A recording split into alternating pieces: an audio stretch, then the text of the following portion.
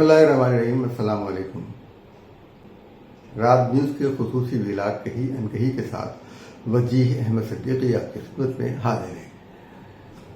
सूरत हाल ये है कि सवात के अंदर जो वाक़या हुआ है वो इस लिहाज से अफसोसनाक है कि अहले इस्लाम ने इस्लाम के नाम पर किसी शख्स को इसलिए कि उस पर इल्ज़ाम था कि उसने कुरान करीम के कागजात को बेहुरमती की है, उन्हें जलाया है। ये एक इल्ज़ाम था, पुलिस ने गिरफ्तार कर लिया और उस इल्ज़ाम की तफ्तीश होती, तहकीक होती।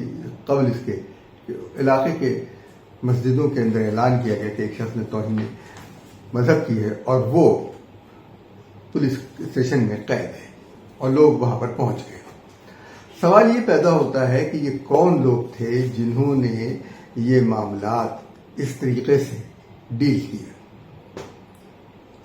कहा यह भी जाता है कि जिस होटल में वो शख्स ठहरा था उस होटल के मालिक के साथ किराए के मामले में कुछ लेन देन में उसका झगड़ा हुआ, तो होटल के मालिक ने उससे इंतकाम लेने के लिए उस पर यह इल्ज़ाम लगाया और फिर पुलिस ने आकर उसे गिरफ्तार कर लिया। और बात यहीं तक नहीं रह गई बल्कि वो उसे पुलिस स्टेशन के अंदर भी ले जाकर तशद्दुद का निशाना बनवाया गया, हुजूम का हमला करवाया गया। तो ये सिलसिला हुआ कैसे और क्यों कर हुआ, किसने किया, ये तमाम चीज़ें काबिल तफ्तीश हैं। जैसा कि एहसान इकबाल साहब ने कहा कि इसकी इंक्वायरी होनी चाहिए कि जब एक कानून बना हुआ है तौहीन मजहब के हवाले से तो उस पर अमल होना चाहिए।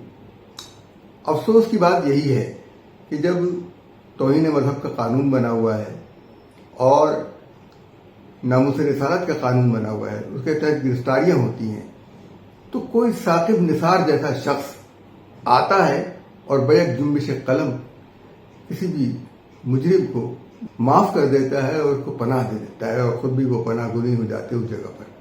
जब कानून पर अमल दरामद न हो और कानून की धज्जियां बिखेरी जाएं और फिर उसका नतीजा ये निकला कि मुमताज़ कादरी जैसा आदमी आता है, फिर उस गवर्नर को वो कत्ल करता है। गवर्नर जो इस बात को ढिठाई से कह रहा था कि मैं जो इस कानून को नहीं मानता, यानी एक शख्स जो पाकिस्तान का गवर्नर में एक सूबे का गवर्नर बनता है, पंजाब का गवर्नर बनता है और कहता है कि मैं उस कानून को नहीं मानता, तो कानून उस पर हरकत में नहीं आता, उसको गिरफ्तार नहीं करता क्योंकि वो एक गवर्नर है। तमाम कवानीन जो हैं उनको हर एक पर इतलाक होना चाहिए, किसी को इस्तिस्ना नहीं होना चाहिए। ये जो इस्तिस्ना है यही सबसे बड़ी खराबी की जड़ है। इंसाफ होता हुआ नजर आना चाहिए, क्योंकि इंसाफ होता हुआ नजर नहीं आता इसलिए लोग कानून को अपने हाथ में ले लेते हैं। और यही वजह है कि इस्लाम के हवाले से लोगों की जज्बातियत से फायदा उठाया जा रहा है। लोग इस्लाम के हवाले से जज्बाती होते, उनको फायदा उठाते।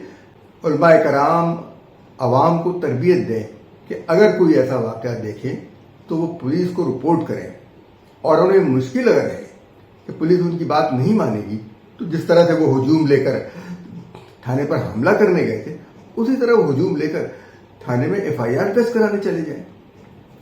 ये क्या मुश्किल होगी? तो पुलिस भी जानेगी, समझेगी कि इसके इस मामले में संजीदगी से काम करना होगा और इंसाफ से काम करना होगा। ये नहीं कि हुजूम ने कहा और आपने फैसला दे दिया। फैसला गवाही पर, शहादत पर और उस शख्स के ऊपर भी बाज़ औक़ात इस शख्स से गलती होती है, आप उस गलती को उसका गुनाह न बनाएं। गलती और गुनाह में फ़र्क रखें। गुनाह दानिस्ता होता है और गलती नादानिस्ता थी। इसलिए ज़रूरी यही है।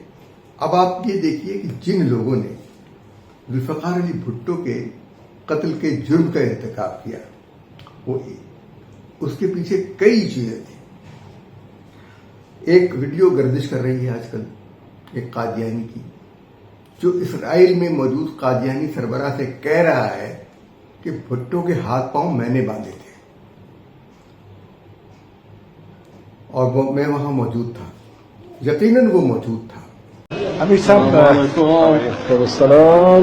my introduction, apart from being Ahmadi, I was that person who took Mr. Zulfikar Ali Bhutto to the gallows. I tied his hands, tied his legs, club and يموت he على was club. hanged. I am the only Ahmadi in whole of the world witness of that hanging. What's your قلب name? يموت على قلب. I witnessed myself. Majid Qureshi, I am. MashaAllah. What's your position? Your career, your position, what was that? I was assistant superintendent at that time at Adiala Pindi, I see. and I was in charge of the cell there. Throughout his career, he remained in the jail for 323 days, and I remained there. MashaAllah. And I had so many meetings with Bhutto. He was very much impressed with my behavior, Huh? and he would only, if anything problem there was there, he was only who could, I could satisfy him. And he would trust upon me. So, did you tell him Yes. that you are Ahmadi? Yes, he knew me. He surprised? Because before he was selected as Prime Minister, I took part in his campaign for Prime Ministership and polls, etc. MashaAllah. He knew me very well. MashaAllah. So, did he feel sorry about what the decisions he made? Yes, Did he say that? he never confessed. He never confessed that he had, is involved in murder. That it was proved that he was involved. Yes. There is my interview on the TV, and they asked me when he was not involved, why he was hanged. Then I said it was the God who was angry with him, and he didn't want his more life. Allah. Fantastic. God please you. So who put the rope around his neck? Yes, I was there. But who put the rope? He was, his name was Tara Masih. He was a Christian. Christian who put But I took him to the that ladder. Okay. I Tied him. tied his legs, tied his hands, and set him from here. Which is I said, more last strong. Stronger than to hang him. To tie him when he is alive, it is more strong. Yes. It took about 2 hours to tell him that this night is the last night of his life, and he's going to fail. He was crying, he was afraid. No, yes. When I told him that this is the last night of his life, then he started telling. And after about 1.5 an hour, then he could say, tell anything about his hanging here. What he asked before is that have he asked? Did he wish anything, you mean? Oh, no, never. No, he didn't. You asked him, do you want any Yes. last wish? You asked him. I asked him. And he said Anything nothing? he wants to say to Benazir Bhutto or his Begum Benazir Bhutto. his He said, daughter. no, I have told everything to them, and it will be written in books. Thank you. Ahlan wa sahlan. Nice to meet you. यकीनन वो मौजूद था और वहां पर वो मौजूद था और उसने भुट्टो साहब की फांसी के अमल को देखा, उसके अंदर हिस्सा लिया और उनको जगाने की कोशिश की। सो रहे थे तो वो उठ नहीं रहे थे, तो ये सारी चीजें हो रही थी, लेकिन भुट्टो साहब के हाथ पांव बांधने में उसका कोई किरदार नहीं था। तारा मसीह ने किया था। उसकी वजह यह है कि तारा मसीह जो भुट्टो साहब को फांसी देने वाला था, उसने भुट्टो साहब की घड़ी और अंगूठी चुरा ली थी, जो दोनों कीमती थी। और अफसरा ने बाला ने कहा था ये चीजें उनके बुस्सा को पहुंचा दी जाए। तो मजीद कुरैशी से कहा गया कि भाई ये चीजें कहाँ हैं। मजीद कुरैशी ने अगर बकौल मजीद कुरैशी के कि उसने भुट्टो साहब के हाथ पांव बांधे थे, जैसा कि उस वीडियो में कह रहा है जो आप सुन चुके हैं। मजीद कुरैशी ने भुट्टो साहब के हाथ पांव बांधे थे, तो वो हाथ पांव बांधते वक्त तो यकीनन घड़ी उसने चुराई होगी, अंगूठी उसने उतारी होगी, दोनों हाथ में होती हैं। उसे कहा मैं हाथ बांधे थे, पांव बांधे थे। और फिर अगर ये चीजें तारा मसीह की जेब से निकली हैं तो तारा मसीह की जेब में भी डाली होंगी इसने।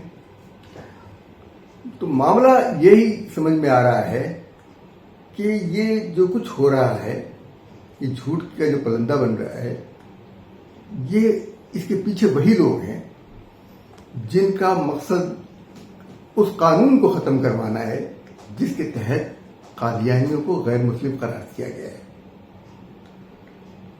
رسول اکرم صلی اللہ علیہ وآلہ وسلم کے بعد کوئی نبی نہیں آئے گا. یہ تمام مسلمانوں کا بالاتفاق عقیدہ ہے. اس عقیدے کی خلاف ورزی وہی لوگ کر رہے ہیں جو نبوت کا دعویٰ کر رہے ہیں. حضور اکرم صلی اللہ علیہ وآلہ وسلم کی زندگی میں مسلمہ کذاب آیا، ان سے ملاقات کی. اللہ تعالیٰ اپنے پیغمبر کو آگاہ کر دیتا ہے کہ کیا صورتحال ہونے والی ہے، یہ شخص کیسا ہے. مسلمہ کذاب نے حضور صلی اللہ علیہ وسلم سے یہ فرمائش کی کہ اسے خلیفہ بنا دیا جائے، اپنا نائب بنا لے. رسول اکرم صلی اللہ علیہ وآلہ وسلم نے فرمایا کہ میرے ہاتھ میں تم یہ چھوٹی سی کھجور کی چھڑی دیکھ رہے ہو نا، اس وقت ان کے ہاتھ میں ایک کھجور کی چھڑی تھی، ہلکی سی، ننھی سی. کہا کہ یہ چھڑی بھی میں تمہیں نہیں دوں گا. نبوت میں شراکت کیسے ہوگی؟ اللہ تعالیٰ نے نبوت کا فریضہ جو ہے، نبوت کا منصب حضور اکرم صلی اللہ علیہ وسلم کو عطا کیا تھا. اگر ایسے ہی ان کو شراکت تھی تو ان کے دوست حضرت بکر صدیق، ان کے قابل اعتماد ساتھی حضرت عمر، جن کے بارے میں وہ کہہ چکے تھے کہ میرے بعد اگر کوئی نبی ہوتا تو عمر ہوتے، تو ان کو نہیں ملی. یا حضرت علی رضی اللہ تعالی عنہ کہ ان کے خاندان کے، ان کے داماد، یا حضرت عثمان ان کے داماد، تو ان میں سے کسی وراثت میں انہوں نے نبوت نہیں دی. نبوت کی وراثت نہیں ہوتی. مسلمہ کذاب چلا گیا، اسے جا کے نبوت کا دعویٰ کیا. حضور صلی اللہ علیہ وسلم نے اس کے خلاف جہاد کا حکم دیا. آپ کی رحلت ہو گئی اور اس جہاد کو حضرت بکر صدیق رضی اللہ تعالیٰ عنہ نے مکمل کیا. کئی صحابہ کرام شہید ہوئے. جھوٹی نبوت کے حوالے سے یہ بات مستحکم ہو گئی کہ اگر کوئی جھوٹا نبی دعویٰ کرے تو حکومت کا فرض ہے کہ اس کے خلاف جہاد کرے، اسے ختم کرے. اب اس وقت صورتحال یہ ہے کہ انگریزوں کا بنایا ہوا یہ نبی اور اس کی ذریت ذوالفقار علی بھٹو سے کیوں چڑھ رہے ہیں؟ اس لیے کہ ذوالفقار علی بھٹو نے آئین میں وہ ترمیم کر دی جس کے نتیجے میں ایک مسلمان کی تعریف کی گئی ہے کہ مسلمان وہ ہے جو رسول اکرم صلی اللہ علیہ وآلہ وسلم پر ایمان لائے اور ان کی ختم نبوت پر یقین رکھے، اللہ تعالیٰ کو ایک مانے اور رسول اکرم صلی اللہ علیہ وسلم کو آخری نبی مانے. تو یہ تعریف مستحکم ہو گئی اور آئین پاکستان میں بھی درج ہو گئی. اب آئین پاکستان سے نکالنے کے لیے یہ کوششیں جاری ہیں، مسلسل جاری ہیں، اور اس کے لیے طرح طرح کے ہیلے بہانے کیے جا رہے ہیں. سوات کا واقعہ بھی انہی ہیلے بہانوں میں سے ایک ہے. عیسائیوں کے خلاف جو حملے ہوتے ہیں وہی انہی ہیلے بہانوں کو تقویت دیتے ہیں، یعنی مسلمان قوم کو، پاکستانی قوم کو انٹالرنس ثابت کرنا. اب یہ علماء کرام کا فرض ہے کہ لوگوں کی تربیت دیں، اس کو سوچیں، سمجھیں. کوئی اگر کہے کہ توہین مذہب ہو رہی ہے، آپ فوراً لاؤڈ اسپیکر پر اعلان نہ کرنا شروع کرتے ہیں. یہ تمام جو نظام ہے، سسٹم ہے، اس کے اوپر ان کو پابند کریں. کوئی شخص بھی کسی کے بارے میں لاؤڈ اسپیکر پر یہ اعلان نہ کرتا پھرے کہ وہ کافر ہے، وہ مرتد ہے. آپ اس کو کنٹرول کریں. اور میں جو بات یہ کہہ رہا ہوں کہ اس شخص نے دو باتیں اور کی تھی. یہ جو مجید قریشی نام کا قادیانی ہے، اس نے کہا کہ یہ اڈیالہ جیل کا اسسٹنٹ سپرنٹینڈنٹ تھا. اڈیالہ جیل 1986 میں بننا تعمیر تو نہیں اس کی 1970 میں ہوئی تھی، لیکن جیل نہیں تھی، شروع ہوئی تھی جیل کے طور پر، یہ کام نہیں ہو رہا تھا اس کا. تو 1986 میں اس کی تعمیر تقریباً مکمل ہوئی، اس کو دیکھا گیا جا رہا تھا، اس کی سیکورٹی سسٹم لگائے جا رہے تھے، اور 1986 سے پہلے ہی ذوالفقار علی بھٹو صاحب راول پنڈی ڈسٹرکٹ جیل میں پھانسی پہ چڑھائے جا چکے تھے، پھانسی دی جا چکی تھی۔ آج وہ جیل جناح پارک ہے راول پنڈی کا، اور وہاں پر وہ پھانسی گھاٹ موجود ہے جہاں ذوالفقار علی بھٹو کو پھانسی دی گئی تھی اس ڈسٹرکٹ جیل میں۔ یہ اس کا اسسٹنٹ جیلر تھا، لیکن اڈیالہ کہہ کر اس نے اپنے معاملات کو شبہ میں ڈال دیا۔ تو اڈیالہ نہیں، ڈسٹرکٹ جیل کا جیلر تھا، یہ اسسٹنٹ جیلر۔ اچھا، پھر ان لوگوں نے بھٹو کو پھانسی دینے، بہرحال یہ تو ایک برسبیل تذکرہ بات آ گئی۔ قادیانیوں نے پاکستان سے انتقام کی جو کوشش کی تھی، قادیانی پاکستانیوں سے شروع سے انتقام لیتے چلے آ رہے ہیں۔ 1953 میں مسلمانان پاکستان نے قادیانیوں کے خلاف مظاہرے شروع کیے کہ ان کے عقائد اسلام کے خلاف ہیں، تو ان مسلمانوں پر اس قدر ظلم و تشدد کیا گیا کہ صرف لاہور میں 4000 مسلمان شہید کیے گئے تھے، اور 1953 میں لاہور کے صورتحال کو قابو پانے کے لیے مارشل لا لگایا گیا، یعنی قادیانیوں کے تحفظ میں مارشل لا لگا، کیونکہ سر ظفر اللہ خان، ایم احمد اور ڈاکٹر عبدالسلام، اس طرح کے تمام لوگ وہ موجود تھے، بڑے بڑے قادیانی وہاں موجود تھے جو بیوروکریسی میں ہوتے ہیں۔ آج بھی بیوروکریسی کی ایک بس، اسٹیبلشمنٹ ڈویژن کی ایک بس قادیانیوں کے F7 اسلام آباد کے مرکز میں جاتی ہے، جمعے کے دن وہاں اپنی عبادت کرتی ہے اور واپس اسٹیبلشمنٹ ڈویژن آ جاتی ہے۔ تو آپ سوچ لیں کہ پاکستان کے اسٹیبلشمنٹ میں کہاں کہاں قادیانی بیٹھے ہوئے ہیں اور کس طریقے سے یہ صورتحال کو قابو پاتے ہیں۔ سوال یہ پیدا ہوتا ہے کہ بھٹو صاحب کے پھانسی گھاٹ پر ایک قادیانی افسر کو کیوں لگایا گیا، ہٹایا کیوں نہیں گیا، جبکہ ضیاء الحق بھی یہ دعویٰ کرتے تھے کہ وہ قادیانیوں کے خلاف طرح طرح کے قوانین بنا رہے ہیں۔ شبہ ہے یہ کہ ضیاء الحق نے یہ خلوص نیت کے ساتھ کیا ہو، یہ دانستہ، اور وہ یہ کہہ رہا ہے کہ قادیانی کو کافر قرار دینے کے جرم میں بھٹو صاحب کو اس انجام کو پہنچنا پڑا، یعنی گویا کہ رسول اکرم صلی اللہ علیہ وسلم کی ختم نبوت کو اللہ تعالیٰ بھی نہیں مان رہا۔ نعوذ باللہ من ذالک، نعوذ باللہ من ذالک۔ یہ ساری باتیں لوگوں کو اشتعال دلاتی ہیں۔ ان اشتعال انگیزیوں کو روکنے کے لیے ضروری ہے کہ قانون پر عمل درآمد ہو۔ بھٹو صاحب نے آئین کا راستہ اختیار کیا، وہ مسئلہ انہوں نے آئین میں حل کروا دیا اور کوئی طریقہ اختیار نہیں کیا۔ 1953 کے بعد 1956 کا آئین بنا، اور وہ اسلامی آئین تھا جس کے اندر جناب لیاقت علی خان کے ساتھ جو معاہدہ ہوا تھا، متحدہ مجلس عمل کی اس وقت کی تھی جس نے قرارداد مقاصد منظور کی تھی، کہ وہ شامل کی گئی اس آئین میں، اس کی روشنی میں آئین بنایا گیا، اسلامی دستور بنایا گیا۔ اس اسلامی دستور کے تحت 1 مین 1 ووٹ کے ریشو پر یا 1 مین 1 ووٹ کی شرط پر انتخابات ہونے تھے 1958 میں، اور اگر 1958 میں انتخابات ہوتے، پارلیمنٹ بنتی، تو اس پارلیمنٹ کا یہی فیصلہ ہوتا جو 1973 کی پارلیمنٹ نے 1974 میں کیا، یعنی قادیانیوں کو غیر مسلم قرار دیا۔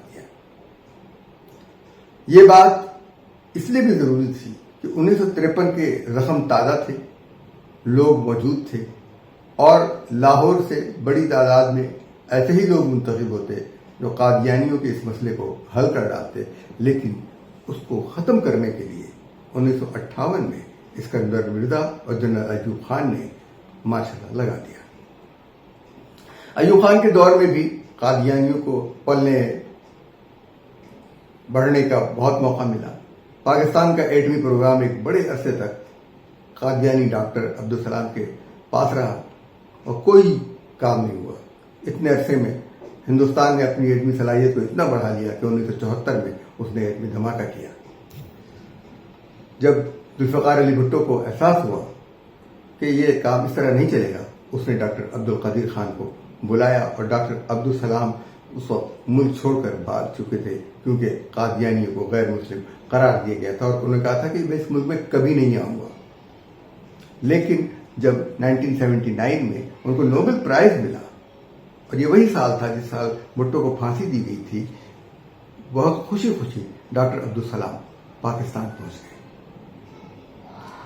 تو یہ لنک دیکھتے جائیے، قادیانی ڈاکٹر عبدالسلام کو پیولوک کے زمانے میں اعزازات دیے گئے اور ایوب خان کے زمانے میں اعزازات دیے گئے۔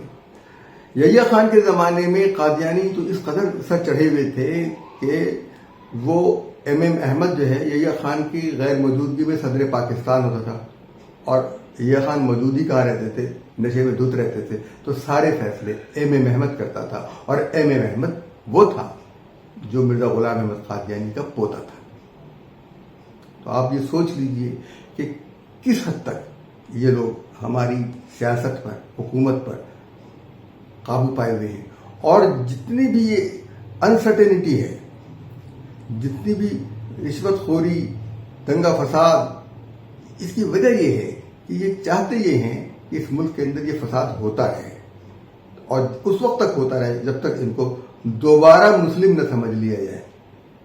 یہ دوسروں کو تو مسلم نہ سمجھے، جو مرزا غلام احمد قادیانی کو نبی نہ مانے وہ ان کے نزدیک غیر مسلم، اور لوگ ان کو مسلم سمجھیں، یہ کیسے ممکن ہے؟ تو سوات کا واقعات ہو یا عیسائیوں پر ہونے والے ظلم ہو یا اور اس قسم کے دوسرے واقعات ہوں، ان کے حوالے سے علماء کرام کو محتاط ہونا ہوگا کہ کہیں یہ سازش تو نہیں ہے۔ آپ ہوشیار ہو جائیں، اس ملک خدا داد پاکستان کو پہلے ہی ایک شخص آ کے بیچنے پہ تلا ہوا ہے۔ یہ ہمارے حکمران جو ہے نا، ان کا جو خوب عجیب غریب سلسلہ ہے۔ نواز شریف صاحب نے ایک دفعہ کہہ دیا کہ قادیانی ہمارے بھائی ہیں، آج تک یہ بیان ان کے گلے کو اٹکا ہوا ہے۔ عمران خان نے اپنے دور میں تمام ٹوٹے لنگڑے لولے قادیانی جمع کر لیے جن کی کوئی صلاحیت، کوئی حیثیت نہیں تھی، اور اب بھی قادیانیوں کے ساتھ ہمدردی جو ہے وہ دکھائی جاتی ہے۔ اس کے ساتھ ہی ہمیں اجازت دیجیے، ہمارے چینل کو سبسکرائب کیجیے، لائک کیجیے، شیئر کیجیے، اور دوسروں تک بھی ہمارا پیغام پہنچائیے۔ اللہ حافظ و ناصر۔